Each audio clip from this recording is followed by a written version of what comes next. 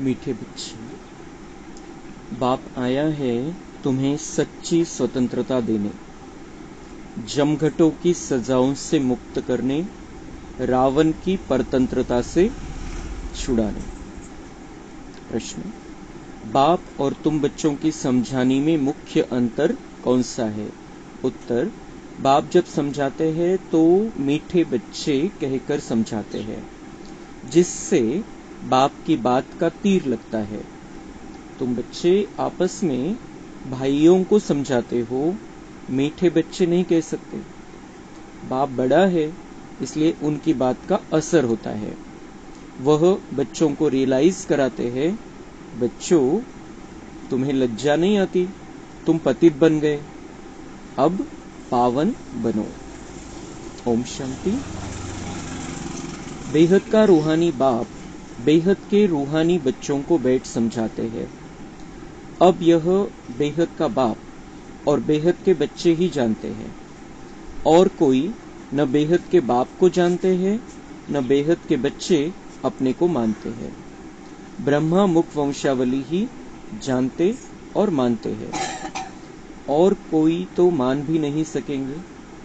ब्रह्मा भी जरूर चाहिए, जिसको आदि देव कहते हैं, जिसमें बाप की प्रविष्टता होती है।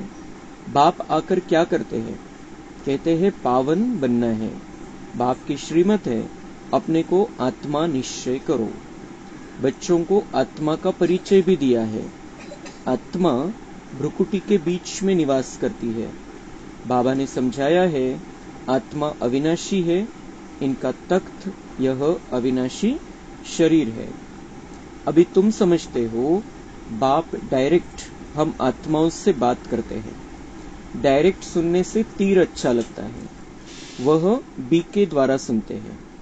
यहाँ परमपिता परमात्मा ब्रह्मा द्वारा डायरेक्ट समझाते हैं। हे बच्चों, तुम बाप का कहना नहीं मानते हो। तुम सब तो कोई को ऐसे नहीं कह सकेंगे ना। वहां तो बाप नहीं है, यहाँ बाप बैठे हैं। बाप बात करते हैं। बच्चे, तुम बाप की भी नहीं मानेंगे? बच्चे, तुम बाप की भी नहीं मानेंगे? तुमको बाप समझाते हैं, मुझ अपने बाप को याद करो। तुमको शर्म नहीं आती? तुम घड़ी घड़ी भूल जाते हो। बाप डायरेक्ट कहते हैं तो वह असर जल्दी पड़ता है। अरे, बाप का कहना नहीं मानते हो। बेहद का बाप कहते हैं, यह जन्म निर्विकारी बनो तो 21 जन्म निर्विकारी बन पवित्र दुनिया का मालिक बनेंगे। यह नहीं मानते हो। तुम बच्चे भागते हो, हम बाबा के पास जाए, डायरेक्ट मुरली सुने। वहां तो भाइयों द्वारा सुनते थे, अब बाबा से सुने। बाप का असर होता है। बच्चे बच्चे कहे बात करते हैं। बच्चे, तुम्हें लज्जा नहीं आती? बाप को याद नहीं करते हो? बाप के साथ तुम्हारा प्यार नहीं है? कितना याद करते हो? बाबा 1 घंटा। अरे, निरंतर याद करेंगे तो तुम्हारे पाप कट जाएंगे। जन्म जन्मांतर के पापों का बोझा सिर पर है। बाप सम्मुख समझाते हैं, तुमने बाप की कितनी ग्लानि की है। तो बाबा मिलता है, बेहद का बाप बेहद के बच्चों से बात करता है। वो हमारा बेहद का बाप है, सभी आत्माओं का एक परमपिता परमात्मा है, और हम उसके सभी बच्चे हैं। आणि जन्म जन्मांतराचे आपण त्याचे बच्चे, आणि तो आपला कंटिन्यूअस पिता है, कारण आत्मा परमात्म्याची संतान है। लेकिन हमें परिचय नहीं रहता है, 5000 वर्ष हम उसको भूल जाते हैं। अब हम बाबा के बने, हमें पता चला है बाबा का पार्ट क्या है, बाबा किस तरीके से धरती पर आता है। ब्रह्मा का आधार लेना पड़ता है। आदि देव ब्रह्मा को कहते हैं, उससे इस दुनिया की आदि होती है, स्टार्टिंग होती है। लेकिन उससे इस दुनिया को स्टार्ट करने से पहले भगवान ज्ञान देता है। तो भगवान किस तरीके से ज्ञान देता है? बाप अपने बच्चों से बात करता है, अपने बच्चों को समझाता है। मग बाबा म्हणता है की तुम्ही जेव्हा दुसऱ्यांना समजवता, तेव्हा तुम्ही त्यांना बच्चे बच्चे थोडी म्हणू शकता। आपण जेव्हा दुसऱ्यांना समजवतो, मीठे बच्चे बच्चे असं नाही सांगू शकत आपण त्यांना। भले मनामध्ये आत्मा समजून बोलतो आपण, बाबाचा बच्चा समजून बोलतो, पण बच्चे बच्चे म्हणून, मीठे बच्चे म्हणून नहीं समझून सांगू शकत. बाबा म्हणता लेकिन तुम जब मुरली सुनते हो, जब आप मधुबन में सुनते हैं मुरली, वो तो डायरेक्ट मुरली है बाबा की. मधुबन की मुरली जब बाबा आता था वो सबसे नंबर 1 मुरली. फिर हम मधुबन में सुनते हैं वो उसके बाद की, और फिर हम सब साथ में मिलकर बैठकर सुनते हैं. बाबा ने जो महावाक्य सुनाए हैं वो हम साथ में मिलकर बैठकर सुनते हैं. ती तिसऱ्या लेवलची. तर तिसऱ्या लेवलच्या मुरली आपण ऐकत असतो रोज. पण मधुबनची मुरली आणि जेव्हा बाबा यायचे ती मुरली अतिश्रेष्ठ, डायरेक्ट बाबांचे महावाक्य. तो बाबा म्हणता है मैं तुम्हारा बाप तुमको डायरेक्ट कह सकता हूं मेरे बच्चे, मीठे बच्चे. त्याच्या पुढे जाऊन मी काय सांगतो तुम्हाला की बच्चे तुम्हें शर्म नहीं आती, तुम्हें लज्जा नहीं आती, तुम अपने बाप को याद नहीं करते हो. मैं कहता हूं तुम्हें पवित्र बनना है, तुम्हें निर्विकारी बनना है. तो निर्विकारी बनोगे तो 21 जन्म तक तुम सुख शांति में रहोगे, निर्विकारी स्थिति में रहोगे. तो बाबा म्हणते तुम मेरा कहना नहीं मानते हो. तो ये बाप हमें डायरेक्ट कह सकता है कि तुम्हें शर्म नहीं आती, भगवान मिला है, तुम्हारा बाप है, तुम्हारा बाप तुम्हारे कल्याण के लिए कह रहा है. कोई कहता है कि मैं 1 घंटा याद करता हूं. बाबा म्हणता है कि अगर निरंतर याद करोगे तो जन्म जन्मांतर का जो बोझा है सिर पर पापों का वो उतर जाएगा. सिर्फ 1 घंटा याद करने से क्या होगा, कंटिन्युअस बाबांची आठवण पाहिजे. आपण जे काही करतोय बाबा माझ्या सोबत आहे, स्वतः मी आत्मा आणि तो परमात्मा दिव्य ज्योतिबिंदू रूपामध्ये बाबांना बघायचंय. किंवा मग साकार देहाच्या रूपामध्ये ब्रह्माबाबाच्या शरीरामध्ये बाबा आलेला आहे आणि अदृश्य रूपामध्ये माझ्या सोबत आहे. गुलजार दादींच्या रूपामध्ये बाबा आलेला आहे, अदृश्य रूपामध्ये माझ्या सोबत आहे. ती ज्योती बघायची, चमकती सितारा बघायचा. तो बाबा म्हणताय की तुमने जो जन्म जन्मांतर जो पाप कर्म किए हैं उनसे छूटने का उपाय, उनसे मुक्ती का उपाय है मुझे याद करो. तर बाबा म्हणताय मी तुमच्या फायद्यासाठी सांगतोय, तरी तुम्ही ऐकत नाही. तर तुम्हाला शर्म नहीं है, लज्जा नहीं है. ये प्यार भरा उल्लंघन है बाबा का. वो चाहता है कि हम भयानक सजाओं से मुक्त हो जाए. वो चाहता है कि हमें कोई सजा न मिले, ये उसकी शुभ भावना है. और इसलिए कहता है मुझे याद करो, मुझे याद करो, मुझे याद करो. क्योंकि हम बाबा को याद करते करते उससे जुड़ जाते हैं, उससे हमारे दिल की तार जुड़ जाती है और उस तार में से करंट आता है गुप्त, और उस करंट से पाप जल जाएंगे, पाप खत्म हो जाएंगे. इसलिए बाबा कहता है बार बार की मुझे याद करो. तो बाबा म्हणता मी इतकं सांगून सुद्धा तुम्ही आठवण नाही करत तर त्याला हक्क आहे म्हणण्याचा. बच्चे तुम्हें शर्म नहीं आती, बच्चे तुम्हें लज्जा नहीं आती. तो अभी आज के बाद, आज स्वतंत्रता दिवस है, जो हमें सच्चे अर्थों में स्वतंत्र होना है. आज के बाद बाबा को ये नहीं कहना पड़े कि बच्चे तुम्हें शर्म नहीं आती, बच्चे तुम्हें लज्जा नहीं आती, तुम मुझे याद नहीं करते हो. मैं तुम्हें कह रहा हूं कि तुम्हें निर्विकारी बनना है, 5 चूहे विकारों से अपने आप को मुक्त करना है. तो बाबा म्हणते नहीं मुक्त होते हो, तुम्हें शर्म नहीं आती, हम तो भगवान के बन गए. और बाबा कह रहा है कि तुम ये बात मेरे से डायरेक्ट सुन सकते हो, मैं तुम्हारा बाप हूं, जन्म जन्मांतर के तुम्हारे कल्याण के लिए ये बातें कह रहा हूं. भगवान का इसमें कोई स्वार्थ नहीं है, वो हमारे कल्याण के लिए कह रहा है.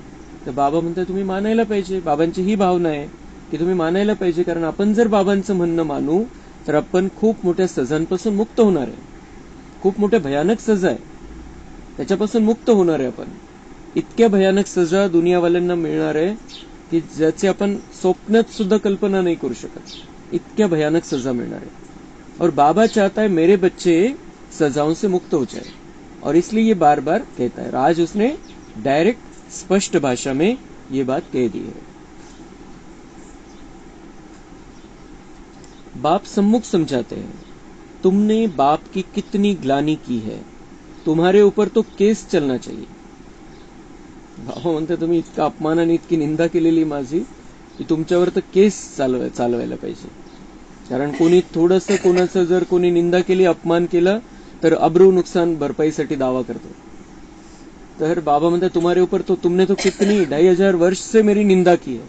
क्या क्या कह दिया हमने भगवान को कि पत्थर में है, फिर इधर है, उधर है, इसमें है, उसमें है, सर्वव्यापी है, कहा नहीं है. म्हणजे आपण त्याला असं समजलो की तो सगळ्यामध्ये परमात्मा आहे. दगडाधोंड्यामध्ये, दरोडेखोरामध्ये, चोरामध्ये, लुटारूमध्ये, सगळ्यामध्ये परमात्मा आहे. जे काही गुन्हेगार आहे त्यांच्या सगळ्यामध्ये परमात्मा आहे असं समजलो आपण. पत्थरों को हमने भगवान समझकर पूजा, तो बाबा म्हणते मेरी निंदा, इतनी निंदा कि तुम्हारे ऊपर केस चलना चाहिए। लेकिन भगवान अपने बच्चों पर कभी केस नहीं करता है, और भगवान उल्टा हमारे पर धर्मराजपुरी में जो केस चलने वाली है उससे हमें छुड़ाने आया। भगवान खुद तो करता ही नहीं है, लेकिन ड्रामा में जो मशीनरी बनी हुई है उसके अनुसार हमारे कर्मों की सजा धर्मराजपुरी में हमें मिळती आहे। बाबांची अशी इच्छा आहे की ती केस सुद्धा तुमच्यावर चालू नये। बाबांच्या अपमानाची तर केस नाहीच, पण जे काही आपण पापकर्म केलेले 2500 वर्षामध्ये 63 जन्मामध्ये त्याची पण केस आपल्यावर चालू नये धर्मराजपुरीमध्ये। म्हणून बाबा इतकं सगळं आपल्याला समजवतो रोज।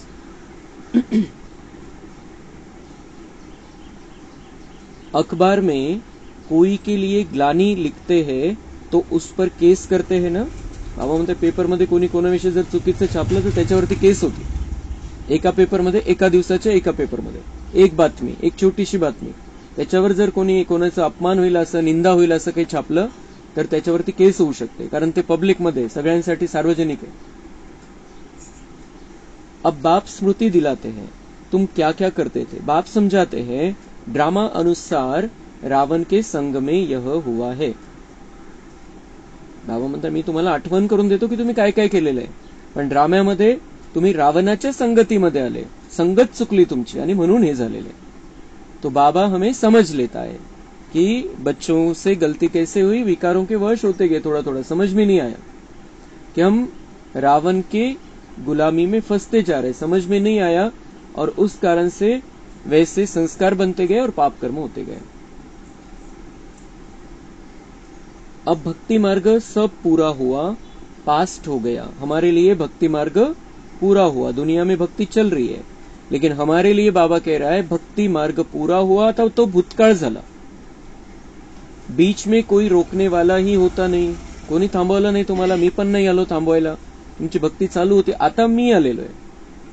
ज्याला प्राप्त करण्यासाठी तुम्ही भक्ती करत होते तो मी आलेलो आहे। आता कुठल्याही प्रकारची भक्ती करायची आवश्यकता नाहीये, आता मनाने जुडायचंय त्याच्याशी। दिन प्रतिदिन उतरते उतरते तमो प्रधान बुद्धू हो जाते हैं। जिसकी पूजा करते हैं उनको ठीक कर बित्तर में कह देते, इसको कहा जाता है बेहद की बेसमझी। बाबा म्हणता है कि बेसमझी की लिमिट नहीं है, बेहद की बेसमझी है। जिसकी पूजा कर रहे हैं उसके बारे में जानते ही नहीं। इतकं महत्व दिलेलं भक्ती मार्गामध्ये पूजा करण्याला, अभिषेक करण्याला। बाबा म्हणता ये क्या है, बेहद की बेसमझी, लिमिट नाहीये ना समजीला। भावना काही असो, पण त्याच्या मागचं सत्य हे आहे, भावनेला कोणी नाव नाही ठेवत, ज्याची त्याची भावना आहे। आपणही कोणाला नाव नाही ठेवायचं, निंदा नाही करायची। पण बाबा म्हणता ये क्या है, आखिर क्या है, अगर रियल सच्चे अर्थों में समझो इस बात को तो ये बेसमझी है, म्हणजे समज नाहीये त्यांना की आपण कोणाची पूजा करतोय। आपण कोणाची पूजा करतोय आणि हे कुठे आहे, ते मूर्तीमध्ये थोडी विराजमान आहे। मूर्तीमध्ये तर नाहीच आहे ज्याची पूजा करताय, मग ते आहे कुठे नेमकं, आणि ते आपल्यासाठी काय करणार आहे। ज्यांची पूजा करतात त्यांना असं समजतात की ते मोक्षामध्ये गेलेले, मग मोक्षामध्ये गेलेले आपल्यासाठी काय करतायत, आपल्यासाठी काय करताय, पूजा कशासाठी करताय, आणि ते कुठे आहे मग नेमके, कधी कशा प्रकारे आपल्याला मदत करणार आहे, कुठल्याही प्रकारे काही माहिती नाही, सगळं अंधारात चाललेलं आहे। म्हणून बाबा म्हणतात ये क्या है, बहुत बड़ा शब्द बाबा ने यूज किया है आज, वो है बेहद की बेसमझी। लिमिट नहीं है बेसमझीला।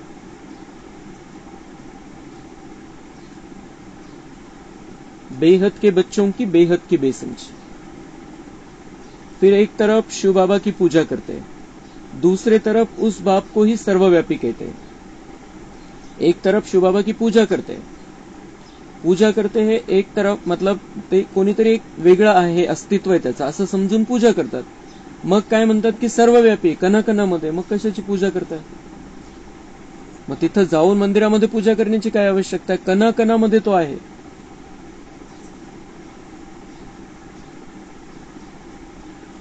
अभी तुमको स्मृति आई है इतनी बेसमझी की जो बाप की ग्लानी कर दी है, इतनी बेसमझी की जो बाप की ग्लानी कर दी। आता तुम्हाला समज आलेली, आता तुम्हाला आठवण आलेली आहे. आता तुम्हाला बाबांनी समजून सांगितलंय, त्यामुळे कळालेलं आहे की हमारी ये बेसमझी थी जो हमने बाबा की निंदा कर दी, उसको पत्थर में समझा, उसको कहा नहीं समझा हमने. कचऱ्यामध्ये, जंगलामध्ये, धोंड्यामध्ये, काट्यामध्ये कुठं नाहीये तो असं म्हटलं गेलं भक्ती मार्गामध्ये. तर बाबा म्हणतात ये अभी तुम्हें समझ में आया है कि हमने बेसमझी से बाप का अपमान किया है. म्हणजे समज नव्हती आपल्याला आणि त्यामुळे अपमान झाला. अब तुम बच्चों ने समझा है तो अब पुरुषार्थ कर रहे हो बेगर टू प्रिन्स बनने का. आता बाबा म्हणतात सगळ्या प्रकारची समज झालेली, तुम्ही बाबांना ओळखलेलं आहे, तर तुम्ही आता फकीर पासून आता राजकुमार बनण्याचा पुरुषार्थ करताय. फकीरी आली होती, बिलकुल काही राहिलं नव्हतं आपल्याकडे. जे काही मध्ये होतं शिल्लक सुख शांती प्रेमानंद ते काही राहिलं नव्हतं. ती फकीरी आली, गरिबी आली, आणि आता आपण बाबांना जेव्हा ओळखलं, बाबा आपल्याला समजला, तर हम राजकुमार बनण्याचा पुरुषार्थ करतो. तो फायदा किसका है? बाबा को पहचानने से हमाराही फायदा है. बाबा म्हणतात फायदा काय, तुम्हाला जर ती समज पहिले असती तर मग तुमची ही लेवल आली नसती, तुम्ही या अशा दुनियेमध्ये पोहोचले नसते. लेकिन ड्रामा बनाओ. लेकिन अब ड्रामा अनुसार बाबा को हमने समझ लिया है, पहचान लिया है, और हम पुरुषार्थ कर रहे हैं फिर से. कल्प पहले हमने रिपीट किया था, वैसे ही इस कल्प में भी रिपीट कर रहे हैं, और हम फिर से राजकुमार बनने वाले हैं. श्री कृष्ण सतयुग का प्रिंस. उनके लिए फिर कहते 16,108 रानियां थी, बच्चे थे. सतयुगाचा पहिला राजकुमार श्रीकृष्ण. त्याची कशी निंदा अपमान केलं की त्याला 16,108 राण्या, त्याला एकच राणी होती आणि 2 मुलं. 16,108 राण्या हे जे आहे, हे 16,108 जी संख्या आली, जो आकडा आला, तो आकडा असा आहे की सतयुग आणि त्रेतायुगामध्ये ज्यांच्याकडे राजाही येणार आहे ते 16,108 जण आहे. तर त्यामुळे ते 16,108 राण्या की जिन्होंने ऐसा पुरुषार्थ किया, जो भगवान के बन गए डायरेक्ट, ऐसी 16,108 आत्माएं हैं. आणि त्याचं रूपांतर भक्ती मार्गामध्ये कहाणीच्या रूपामध्ये असं केलं गेलं की श्रीकृष्णाला 16,108 राण्या होते. आता जर एक पत्नी असताना दुसरी पत्नी केली तर केस होते त्याच्यावरती, और भगवान ने 16,108 पत्नियां कर ली. तर बाबा म्हणताय की वो एक कहानी के रूप में आया है, लेकिन सत्य ये है कि ये 16,108 आत्माएं राजाई प्राप्त करने वाली है, सतयुग और त्रेतायुग मिलकर. अभी तुमको तो लज्जा आएगी. कोई पाप करते हैं तो भगवान के आगे कान पकड़कर कहते हैं, हे भगवान बड़ी भूल हुई, रहम करो, क्षमा करो, तुमने कितनी बड़ी भूल की है. बाबा दुसऱ्यांना नाही नाव ठेवत. बाबा म्हणताय सगळी गडबड तुम्हीच केलेली. तर त्यामुळे दुनियावाल्यांना भक्ती करताय तर त्यांना आपल्याला नाव ठेवायचं नाही, निंदा नाही करायची. बाबा म्हणताय तुमने कितनी बड़ी भूल की है. बाप समझाते हैं ड्रामा में ऐसा है. बाबा म्हणतात चूक तर केलेली, पण ड्रामाच तसा आहे. बॅलन्स करून घेतो बाबा. सत्य तर सांगतो पण पुन्हा बॅलन्स करून घेतो. जब ऐसे बनो तब तो मैं आऊ. बाबा म्हणते तुम्ही चुका नाही करणार तर मला चान्सच भेटणार नाही यायला. तुम्ही चुका करता आणि मी येत असतो पुन्हा पुन्हा. माझं आणि तुमचं मिलन होतं. तर ड्राम्यामध्ये हे पण चांगलं आहे. अब बाप कहते हैं तुमको सब धर्म वालों का कल्याण करना है. बाप जो सबकी सदगति करते हैं उनके लिए सब धर्म वाले कह देते सर्वव्यापी. यह कहां से सीखे. भगवान उवाच मैं सर्वव्यापी नहीं हूं, तुम्हारे कारण औरों का भी ऐसा हाल हो गया है. परत परत बाबा आपल्याकडेच बोट दाखवत आहे. केलं कोणी? तुम्ही केलेलं आहे सगळ्यांनी. बाबा म्हणते ये सर्वव्यापी कह देते. सब धर्म वालों को तुमको समझाना है. वो क्या कहते हैं? सर्वव्यापी है भगवान. सब धर्म वाले कह देते सर्वव्यापी. कुठून शिकले हे? बाबा म्हणते कुठून शिकले, कहां से सीखे ये? कि मैंने तो नहीं कहा कभी भी. मैंने कहा मैं कभी भी नहीं कहता हूं कि मैं सर्वव्यापी हूं. मैंने कहा है मैं सर्वव्यापी नहीं हूं, मैं परम धाम का रहने वाला हूं. बाबा म्हणते मैं शिकले कुठून? तो बाबा म्हणते तुम्हारे कारण औरों का भी ऐसा हाल हो गया है. तुम्हारे कारण. कारण संगम युगामध्ये आपण काय म्हणतो? बाबा माझ्या सोबत आहे. बाबा कहा नहीं है? बाबा मेरे साथ में है, मेरे साथ साथ चलता है बाबा. आपण हे जे सांगत आलो हे भावनेचा विषय होता की बाबांच्या व्हायब्रेशन मध्ये आपण चालतोय, बाबांच्या छत्रछायेमध्ये आपण चालतोय. पण याचा अर्थ असा नाही की बाबा या बॉटलमध्ये, बाबा या ब्लूटूथ मध्ये, बाबा या टेबलामध्ये, बाबा या खोक्यामध्ये. असं नाहीये. ते त्याच्या व्हायब्रेशन सहित आपल्या सोबत आहे, फक्त आपण त्याच्यासोबत मनाने जुडलेलो आहे. पण बाबा म्हणतात तुम्ही हे जे म्हणता की मेरा बाबा हर तरफ है, कहा नहीं है मेरा बाबा. तर बाबा म्हणते भक्ती मार्गामध्ये त्यांनी ते पकडलं कि भगवान सर्वव्यापी. तो बाबा म्हणते ये तुमने की हुई गलती है, लेकिन वो भी ड्रामा अनुसार ठीक है, क्योंकि ऐसा कहने के कारण उन्होंने शास्त्रों में डाल दिया, और शास्त्रों में डालने के कारण कुछ समय तक ये डर बुद्धि में रहता था उन लोगों के कि भगवान देख रहा है, भगवान कण कण में. तर ते चांगले भावनेने टाकलं त्यांनी शास्त्रामध्ये. पण आता आपण बघतोय की हे सगळं एवढं सगळं असताना कोणाला भीतीच राहिलेली नाही. जो लहान मुलगा असतो, लहान बाळ असतं, आपण त्याला 1 वर्ष 2 वर्षापर्यंत सांगतो की बाहेर जाऊ नको, बाहेर भूत आहे, तर तो घाबरतो थोडासा. नंतर 2 वर्षाचा झाल्यावर किती सांगा तुम्ही बाहेर भूत आहे, तैसे ये दुनिया हो गई है. आता त्यांना कशाचीच भीती नाही वाटत. लेकिन शास्त्रों में जिन्होंने डाला उनका अच्छी भावना थी, और शास्त्रों में डालने वाले हम ही थे. संगम युगामध्ये आपणच बोललो, आपणच हे सगळी भावना पसरवली, आणि शास्त्र लिहिणाऱ्यांमध्ये आपणच आहे. सुरुवातीचे जे शास्त्र लिहिले गेले त्याच्यामध्ये आपणच आहे, बाबांचे बच्चेच आहे. त्याच्यामध्ये विशेष बाबा जगदीशभाईंचं नाव घेत असतात. महाभारत लिहिणारे व्यास म्हणजे जगदीशभाई आहे आपले. तर त्यांनी बाबा म्हणते उन्होंने गड़बड़ कर दी, लेकिन गड़बड़ भी अच्छी भावना से की थी.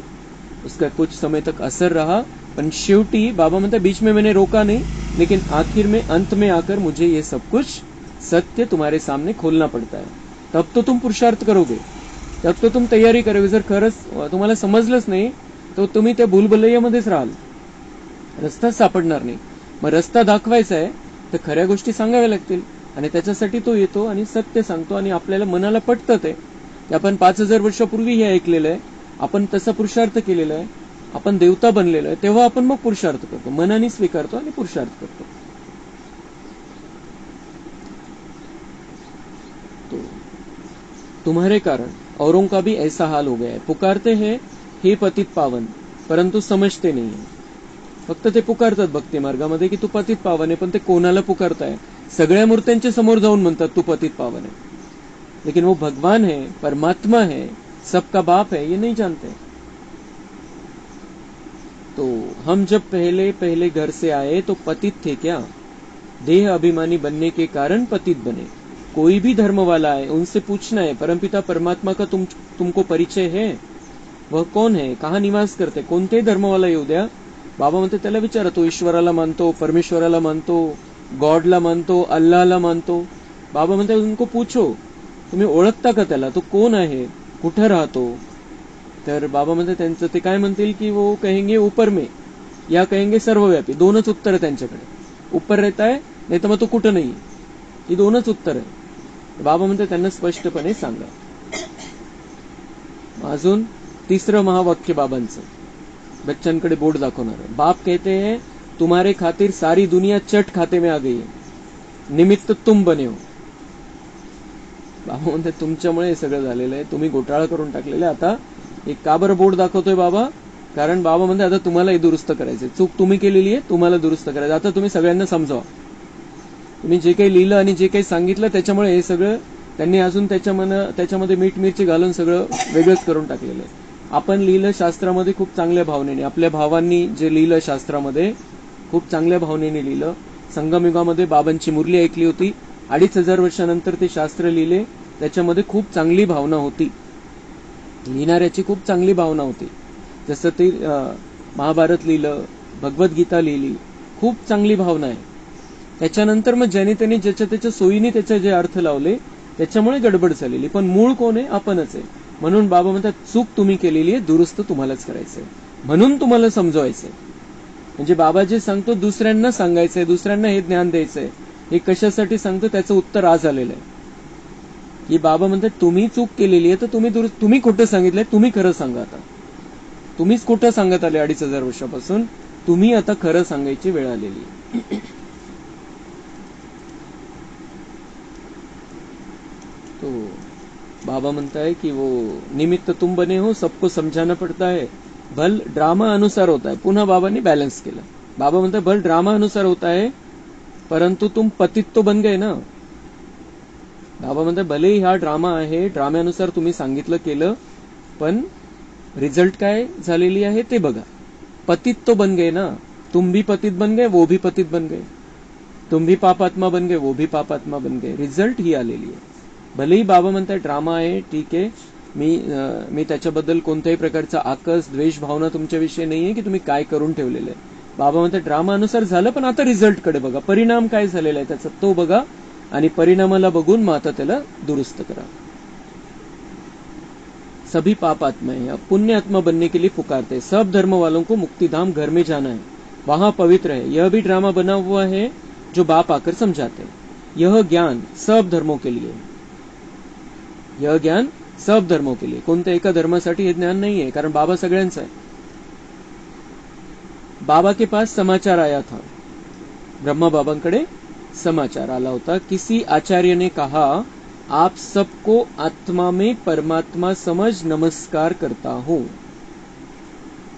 कोणत्या आचार्यांनी काय केलं, काय सांगितलं, काय केलं की आप सबको आत्मा में परमात्मा समझ नमस्कार करता हूं. तुम्ही आत्मा आहे ठीक आहे, मान्य केलं मी, आणि त्याच्यामध्ये काय केलं की तुमच्यामध्ये परमात्मा आहे असं समजून मी तुम्हाला नमस्कार करतोय. तर बाबा म्हणताय अब इतने सब परमात्मा है क्या. आता एवढे सगळे परमात्मा, सगळ्या आत्म्यामध्ये परमात्मा आहे, सगळ्या आत्म्यांना परमात्मा समजून नमस्कार करताय. म्हणजे बाबा म्हणताय परमात्मा इतके का, कुछ भी समझ नहीं, कुछ भी समझ नहीं. आत्मा अलग, आत्मा बच्चे है, परमात्मा बाप है, बाप एक है सबका. बाबा म्हणते एवढी सुद्धा समज नाही. म्हणायला खूप मोठे आचार्य. जिन्होंने भक्ति जास्ती नहीं की है वह ठहरते नहीं है. ध्यान में सगळ्या प्रश्नांची उत्तर बाबा आज देतोय. जिन्होंने भक्ति जास्ती नहीं की है वह ठहरते नाही है. जास्त भक्ती नाही केलेली आहे. आता शेवटी करून काही उपयोग नाही. बाबा म्हणते भक्ती मार्ग संपला, आता भक्ती करायचं पार्टच नाही. आता कोणी भक्ती करेल आणि बाबांना प्राप्त करेल तो विषय संपलेला आहे. कारण बाबा म्हणते मेरे आने के बाद ये भक्ति मार्ग की जो प्राप्ति है वो समाप्त हो जाती. आता भक्ती करून बाबांना प्राप्त करायचं असं जर कोणी विचार करत असेल तर त्याची ती खूप मोठी चूक आहे. बाबा म्हणते जिन्होंने भक्ती जास्ती नाही की, कारण ती ओरिजिनल भक्ती केव्हा होती, द्वापरच्या काही दिवसानंतर सुरू झाली, आणि कलियुगामध्ये काही काळपर्यंत, आता अजून 100 वर्षापूर्वीपर्यंत पण ठीकठाक भक्ती होती. बाबा येण्याच्या पूर्वी थोडंफार ठीकठाक होतं त्याच्यामध्ये. तर त्यावेळेस ज्यांनी भक्ती नाही केलेली आहे तो बाबा म्हणते वो ज्ञान में भी ठहरते नहीं. सेंटर्स में भी कोई कितना समय ठहरते हैं. इससे समझना चाहिए कि भक्ति कम की है इसलिए ठहरते नहीं है. भक्ति कम की है तो बाबा के बच्चे भी ज्यादा दिन बनकर नहीं रहेंगे, ज्यादा दिन नहीं ठहरेंगे. पण बाबा म्हणता है फिर भी जाएंगे कहा, फिर भी आना तो है, ठहरते नहीं है. क्योंकि भक्ति ज्यादा नहीं की है इसलिए ज्ञान भी, क्योंकि फल ज्यादा नहीं लेना है. भक्ति उतनी नहीं है जितना फल बाबा दे रहा है रोज. तर बाबा म्हणता है वो नहीं ठहरते, लेकिन फिर भी जाएंगे कहा, उनको आना ही है, बाबा का बनना ही है, बाबा का बनकर रहना ही है. कुठं जाणार. तो ऐसी क्या युक्ति रचे जो मनुष्य जल्दी समझ ले. तो बाबा म्हणते अभी तुम्हें क्या करना है. जो ढीले ढाले हैं, जिन्होंने भक्ति जास्ती नहीं की है, जो नहीं आते सेंटर पर, जो बाबा के बच्चे बने नहीं है अभी, जिन्होंने ज्ञान लिया नहीं है, जिनकी ज्ञान लेने की इच्छा नहीं, असे सगळ्या प्रकारचे बाबा म्हणते तुम्ही युक्ती रचा ही मनुष्य जल्दी से समज ले. कारण आता वेळ राहिलेला नाहीये. आता लवकरात लवकर त्यांनी समजून घ्यावं आणि बाबाचा बच्चा बनून जेवढे प्राप्त करता येईल तेवढी प्राप्ती करावी. आता शेवटी अभी तो सबको पैगाम देना है. यह कहना है कि बाप को याद करो. तुम ही पूरा याद नहीं कर सकते हो तो तुम्हारा तीर कैसे लगेगा. इसलिए बाबा कहते चार्ट रखो. तो बाबा म्हणते अभी सबको कहना है याद करो, लेकिन तुम अगर पूरा याद नहीं करेंगे तो तुम्हारा तीर कैसा, तो तुम्हीच करत नाही तर तुम्हाला तुमचं तीर कसं लागेल त्यांना. जैसे महात्मा गांधी का उदाहरण हमें पता है. वो एक माता लेकर आई उनके पास अपने बच्चे को कि वो ये गुड़ ज्यादा खाता है. तो महात्मा गांधी ने उसको कहा मैं 8 दिन के बाद आना, 8 दिन के बाद बताऊंगा मैं. तो फिर वो 8 दिन के बाद लेकर गई तो महात्मा गांधी ने उनको कहा कि गुड़ नहीं खाना चाहिए, गुड़ खाना अच्छा नहीं होता है. तर ती माता म्हटली की मग ते हे 8 दिवसापूर्वी पण सांगू शकत होते. तर महात्मा गांधींचं उत्तर होतं, मीच खात होतो स्वतः, तर मी कसं सांगू त्याला. मी 8 दिवस बंद केलं, मग मी त्याला सांगतो. तो बाबा म्हणतात, तुम्हारा भी तीर कैसे लगेगा. तुम अगर याद नहीं करते हो, तुम भगवान की याद में नहीं हो, तो त्याचा परिणाम कसा होईल तुमच्या सांगण्याचा. म्हणून तुम्ही पण चांगल्या प्रकारे आठवण करा, तेव्हा दुसऱ्यावरती त्याचा परिणाम होईल. मुख्य बात है ही पावन बनने की. जितना पावन बनेंगे उतना नॉलेज धारण होगी, खुशी भी होगी. बच्चों को तो बहुत खुशी होनी चाहिए. हम सबका उद्धार करें. बाबा म्हणताय, तुमच्याकडे इतकं मोठं मी हा कल्याणाचा मार्ग दाखवलेला, इतकी मोठी जबाबदारी तुमच्याकडे सोपवलेली आहे, इतकं मी तुम्हाला लायक समजतो, तर तुम्ही तर खुशी खुशीने करायला पाहिजे की आपल्याला उद्धार मूर्त बनायचंय, सगळ्यांचं कल्याण आपण करू शकतोय, किती मोठी गोष्ट आहे. तर बाबा म्हणतात, ये बात खुशी खुशी से करनी है. बाप ही आकर सदगति करते हैं. बाप को तो गम और खुशी की बात ही नहीं, यह ड्रामा बना हुआ है. तुमको तो कोई गम नहीं होना चाहिए. बाप मिला है और क्या, सिर्फ बाप की मत पर चलना है. बाबा म्हणतात, तुम्हाला कशामुळे दुःखी व्हायचं नाही, उदास व्हायचं नाही, निराश व्हायचं नाही. भगवान मिला है, अब सिर्फ उनकी मत पर चलना है. यह समझानी भी अब मिलती है, सतयुग में नहीं मिलेगी. बाबा म्हणतात, मी सतयुगामध्ये नाही सांगणार. तुम्ही आता समजून, मी आता समजवायला आलेलो आहे, आता समजून घेतलं तर सतयुगामध्ये या. वहां तो ज्ञान की बात ही नहीं. यहां तुमको बेहद का बाप मिला है, तो तुमको स्वर्ग से भी जास्ती खुशी होनी चाहिए. बाबा म्हणते, स्वर्गापेक्षा जास्त आनंद झाला पाहिजे, कारण जन्म जन्मांतरचा जो आपला पिता आहे, सगळ्यांचा परमपिता आहे, तो प्राप्त झालेला आहे. स्वर्गामध्ये तो राहणार नाहीये. तो बाबा म्हणते, स्वर्ग से भी ज्यादा तुम्हें खुशी होनी चाहिए कि बाबा मेरा बना है, मैं बाबा का हूं. बाप कहते, विलायत में भी जाकर तुमको यह समझाना है, सभी धर्म वालों पर तुमको तरस पड़ता है. सभी कहते, हे भगवान रहम करो, ब्लीस करो, दुख से लिबरेट करो, परंतु समझते कुछ नहीं. बाप अनेक प्रकार की युक्तियां बतलाते हैं. सबको यह बतलाना है, सबको, दुनियेमध्ये कोणीही असू द्या, कोणत्याही धर्माचा आणि कोणत्याही देशामध्ये, बाहेरच्या देशामध्ये पण, सबको यह बतलाना है कि तुम रावण की जेल में पड़े हो. तुम रावण की जेल में पड़े हो. कहते हैं स्वतंत्रता मिले, परंतु वास्तव में स्वतंत्रता कहाँ किसको जाता है यह कोई जानता नहीं. रावण की जेल में तो सब फंसे हुए हैं. अभी सच्ची स्वतंत्रता देने के लिए बाप आए हैं. फिर भी रावण की जेल में परतंत्र होकर पाप करते रहते हैं. सच्ची स्वतंत्रता कौन सी है, यह मनुष्यों को बतलाना है. स्वतंत्रता तो तुमको बाप दे रहे हैं, रावण की जेल से स्वतंत्र कर रहे हैं. तुम जानते हो वहां हम बड़े स्वतंत्र, बड़े धनवान होते हैं, किसकी नजर भी नहीं पड़ती. पीछे जब कमजोर बने तब सबकी नजर पड़ी तुम्हारे धन पर.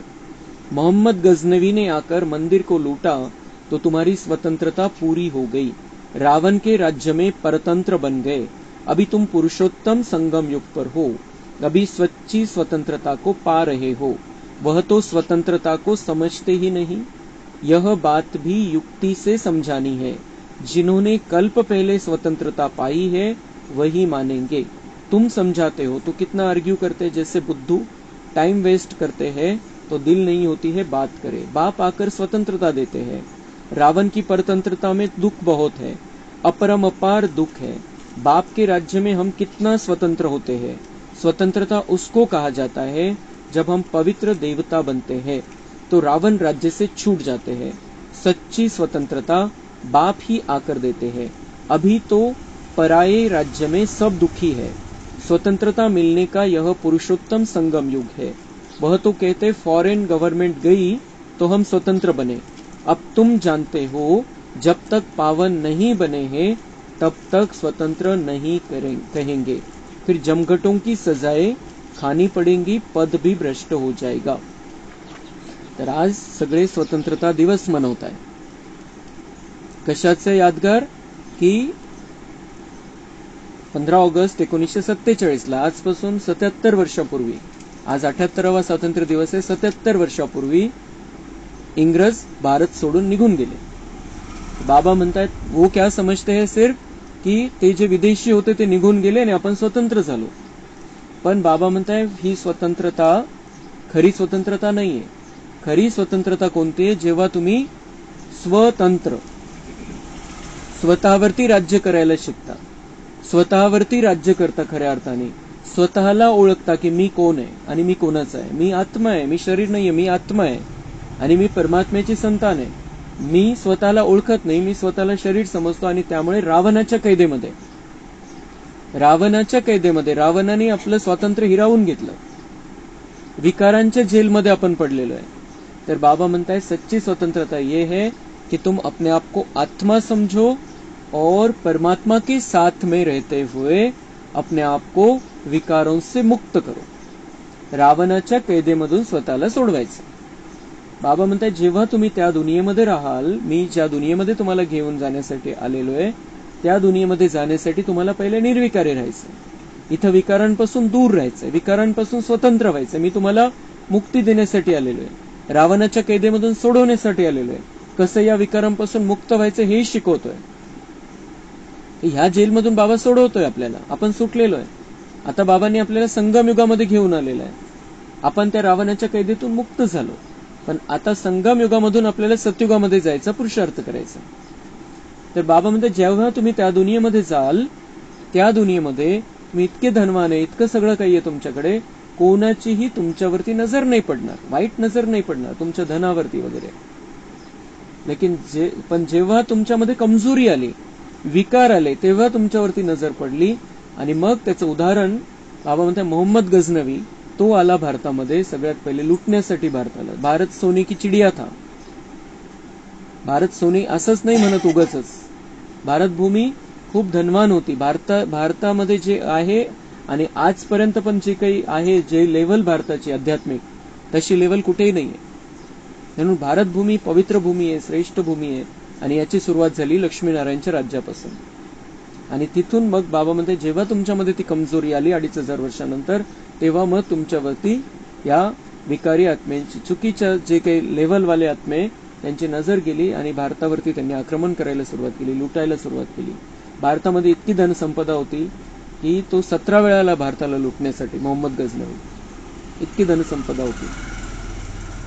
तर बाबा म्हणतात ऐसा वो जो दुनिया थी, वो जो देश था तुम्हारा, उस देश की जो स्थिती थी उसको तुम्हें फिर से लाना है. तर त्यासाठी तुम्हाला स्वतःला तर रावणाच्या कैदेतून मुक्त व्हायचं. रावणाच्या कैदेमध्ये राहायचं नाही. बाबा सोडवतोय, आपण आपल्याला संगम युगामध्ये घेऊन आलेलं आहे. आता पुन्हा त्या जेलमध्ये नाही जायचं. आता मनाने तनाने स्वतंत्र राहायचंय. आपण आपले आपले निर्णय आपण घ्यायचे, वैयक्तिक निर्णय घ्यायचे की मला कसा पुरुषार्थ करायचा आहे. आपलं स्वतःचं स्वतःवरती राज्य निर्माण करायचंय, स्वराज्य अधिकारी बनायचंय. आणि स्वराज्य अधिकारी आपण इथं बनू तर विश्वराज्य अधिकारी बनू. लोकमान्य टिळक त्यांचं महावाक्य कलियुगाच्या हिशोबाने की स्वराज्य माझा जन्मसिद्ध अधिकार आहे आणि तो मी मिळवणारच. त्यांच्या हिशोबाने स्वराज्य काय होतं? इंग्रजांना इथून घालवणं. तर त्यांनी करून दाखवलं. ते सगळ्यांनी मिळून, जे आपले स्वातंत्र्य लढ्यामध्ये होते, सगळ्यांनी मिळून हे करून दाखवलं की इंग्रजांना पळवून लावलं. आपण बाबांच्या बच्चांचं पण हे कर्तव्य आता की स्वराज्य पुन्हा प्राप्त करायचंय. जे रावणाचं राज्य या दुनियेवरती, त्याला आता समाप्त करायचं. तो इसके लिए हमें खुद को ऐसा पुरुषार्थ करना है, दूसरों को समझाना है. तो बाबा म्हणते अगर स्वतंत्र नहीं बनेंगे, अगर पावन नहीं बनेंगे, तो जमघटों की सजाएं खानी पडेगी, पद भी भ्रष्ट हो जाए. जमघटों की सजाएं म्हणजे जसं ते म्हणतात यमदूत सजा देतो येऊन, तर तसा काही यमदूत नाहीये, पण ते तशी धर्मराजपुरीमध्ये तसं होतं, तसं जाणवतं की आपल्याला कोणीतरी भयानक सजा देत आहे. आणि दुसरं आहे जमघटों की सजा म्हणजे मन खातं, आपलं मन आपलं आतल्या आत खात राहतं. तो ये इन सारी सजाओं से मुक्त होना है.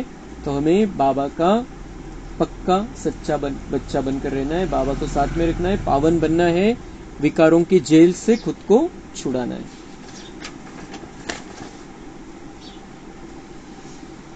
बाप आते हैं घर ले जाने, वहां सब स्वतंत्र होते हैं. तुम सब धर्म वालों को समझा सकते हो. तुम आत्मा हो, मुक्तिधाम से आए हो पाठ बजाने, सुखधाम से फिर दुखधाम में तमो प्रधान दुनिया में आ गए हो. बाप कहते हैं तुम मेरी संतान हो, रावण की थोड़ी हो. मैं तुमको राज्य भाग्य देकर गया था, तुम अपने राज्य में कितने स्वतंत्र थे. अब फिर वहां जाने के लिए पावन बनना है. बाबा म्हणताय तुम्ही रावणाची संतान नाही, माझी संतान आहे. तर तसं राहायचंय आता. तर मग तुम्हाला मी अशा दुनियेमध्ये घेऊन जाईल जिथं सगळे स्वतंत्र आहे. विलायत वालों को भी समझाना है, तुम सब भाई भाई हो ना, सब शांति धाम में रहते हैं, अब रावण राज्य में हो, अब घर जाने का रास्ता आपको बताते हैं, अपने को आत्मा समझ मुझे याद करो। कहते भी है भगवान सबको लिबरेट करते हैं, परंतु यह नहीं समझते कि कैसे लिबरेट करते हैं। समजतात की तो मुक्तीदाता आहे, पण कसं येऊन मुक्त करतो आपल्याला माहिती नाही। तो भगवान आकर ज्ञान से हमें मुक्त कर रहा है, ज्ञान देकर हमें मुक्त कर रहा है। सिवाय बाप के और कोई रास्ता नहीं बताते। कितने शास्त्र पढ़ते थे, तीर्थों पर धक्के खाते थे, परंतु भगवान को नहीं जानते, तो ढूंढेंगे फिर कहां से? ज्याला ओळखतच नाही, बाबा म्हणते शोधणार कसं? आता समजा कोणी लपाछपीचा खेळ खेळतोय, कोणाला शोधायचं हेच माहिती नाही, तर तो लपलेला जो आहे कसं शोधणार त्याला? किंवा कोणाला शोधून कसं काढणार? त्याला शोधायचं हे कसं समजणार? तो बाबा म्हणताय कि कितने शास्त्र पढ़ते थे, तीर्थों पर धक्के खाते थे, परंतु भगवान को नहीं जानते थे, तो ढूंढेंगे कैसे? कोण आहे तो हेच जर माहिती नाही तर त्याला कसं शोधणार? बाबा म्हणते बहुत सारे तीर्थ यात्रा की तुमने, अभी भी जाते हैं बहुत सारे, लेकिन कौन भगवान है यही पता नहीं, तो उसको ढूंढने का सवाल ही नहीं, शोधू शकत नाही। आणि म्हणून आपण नाही शोधू शकलो, त्यांनी आपल्याला शोधून काढलेलं आहे, आपल्याला त्यांनी शोधून काढलेलं आहे। त्यांनी जेव्हा खाली बघितलं तेव्हा आपण त्याला दिसलेलो आहे, त्यांनी शोधलेलं आपल्याला, आपण नाही शोधू शकलो त्याला, त्याची नजर आपल्यावरती गेलेली आहे, त्या नजरेचा सन्मान ठेवायचा आपल्याला। तर परमेश्वराची नजर आपल्यावरती गेलेली आहे। भगवान ने बहुत इस तरीके से कहा है कि तुम्हें शर्म नहीं आती, तुम्हें लज्जा नहीं आती, उसकी नजर हमारे ऊपर गई है, उसने करोड़ों में से हमको चुना है, अब हमें उसके रास्ते पर चलना है, बाकी कुछ करने की जरूरत नहीं है।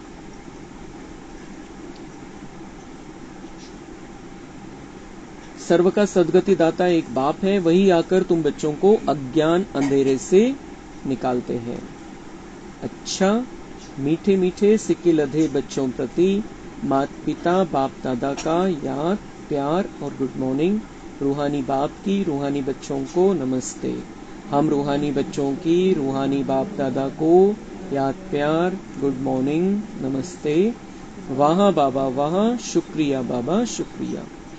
धारणा के लिए मुख्य सार है, एक बाप मिला है, इसलिए किसी भी बात की चिंता नहीं करनी है, उनकी मत पर चलकर बेहद का समझदार बन खुशी खुशी सबका उद्धार करने के निमित्त बनना है। जमघटों की सजाओं से बचने व सच्ची स्वतंत्रता पाने के लिए पावन जरूर बनना है। नॉलेज सोर्स ऑफ इनकम है, इसे धारण कर धनवान बनना है। वरदान, नॉलेज की लाइट माइट से रॉन्ग को राइट में परिवर्तन करने वाले ज्ञानी आत्मा भव। कहा जाता है नॉलेज इज लाइट माइट, जहाँ लाइट अर्थात रोशनी है कि ये रॉन्ग है, ये राइट है, ये अंधकार है, ये प्रकाश है, ये व्यर्थ है, यह समर्थ है, तो रॉन्ग समझने वाले रॉन्ग कर्मों व संकल्पों के वशीभूत हो नहीं सकते। ज्ञानी तो आत्मा अर्थात समझदार ज्ञान स्वरूप कभी यह नहीं कह सकते कि ऐसा होना तो चाहिए, लेकिन उनके पास रॉन्ग की राइट में परिवर्तन करने की शक्ती होती। जे आहे ज्ञानामध्ये चांगले ज्ञानी आहे, त्यांच्यामध्ये प्रकाश आलेला आहे आणि त्यामुळे ते असं नाही असं व्हायला पाहिजे होतं। बाबा म्हणताय की त्यांच्यामध्ये ही ताकद राहील की जे चुकीचं आहे त्याच्यामधून पण चांगलं बघून घेतील किंवा चुकीच्याला चांगल्यामध्ये परिवर्तन करून घेतील। स्लोगन है, जो सदा शुभ चिंतक और शुभ चिंतन में रहते हैं वह व्यर्थ चिंतन से छूट जाते हैं। व्यर्थपासून मुक्त जर व्हायचंय, व्यर्थपासून स्वतंत्र व्हायचंय तर शुभ चिंतन आणि शुभचिंतक बनायचं। सगळ्यांविषयी शुभच विचार करायचा आपल्याला, स्वतःविषयी शुभचिंतक आणि दुनियेविषयी शुभचिंतन। अच्छा, ओम शांति। कम बोलो, धीरे बोलो, मीठा बोलो, सत्य बोलो, सोच समझ कर बोलो, दुआएं दो, दुआएं लो, सुख दो, सुख लो। ओम शांति।